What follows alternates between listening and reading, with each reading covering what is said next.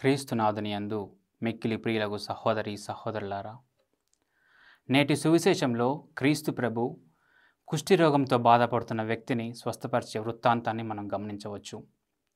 ముఖ్యంగా నేటి సువిశేషం నుంచి మనం 3 అంశాలను గ్రహించవచ్చు. మొదటిది విశ్వాసం. పునీత పౌలు ఎఫెసీలకు వ్రాసిన లేఖ 2వ అధ్యాయము 8వ వచనంలో పలికినట్లుగా, కేవలం మన విశ్వాసం ద్వారానే మనం రక్షణ పొందుతాం అన్న మాటలను నేడు కుష్ఠిరోగంతో బాధపడుతున్న వ్యక్తి నిజం చేస్తున్నాడు. ఎలాగైతే తాను క్రీస్తు ప్రభు వద్దకు వచ్చి సాగిలపడి తన యొక్క లోపాన్ని క్రీస్తు ప్రభు ద్వారా వెల్లడి చేశాడో, అలాగే మనము కూడా మన యొక్క లోపాలను, అనగా మనలో ఉన్నటువంటి ద్వేషం కావచ్చు, ఈర్ష్య కావచ్చు, అసూయ కావచ్చు, వాటిని క్రీస్తు ప్రభు ఎదుట ఉంచి విశ్వాసంతో ఆ లోపాలను స్వస్థపరచమని ప్రార్థించాలి. రెండవది ప్రేమ. క్రీస్తు ప్రభువుకి ఎలాంటి నిష్పక్షపాతత లేదని ఈనాటి సువిశేషంలో మనం గమనించవచ్చు.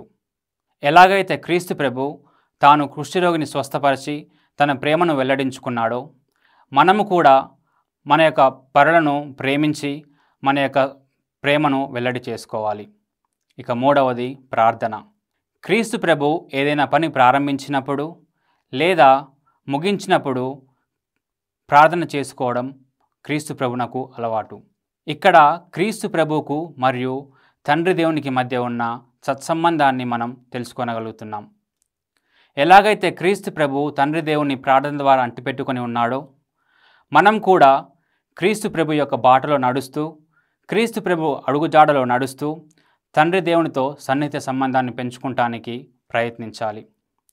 కాబట్టి ప్రియ సహోదరి సహోదరులారా, ఆ కుష్ఠిరోగంతో బాధపడుతున్న వ్యక్తి వలె విశ్వాసంతో ప్రార్థన చేస్తూ, క్రీస్తు ప్రభు వలె నలుగురికి ప్రేమను పంచుతూ, క్రీస్తు ప్రభు వలె ప్రార్థనా జీవితాన్ని జీవిస్తూ తండ్రితో సన్నిహిత సంబంధాన్ని పెంచుకునే భాగ్యాన్ని దయచేయమని మనం ప్రార్థించుదాం.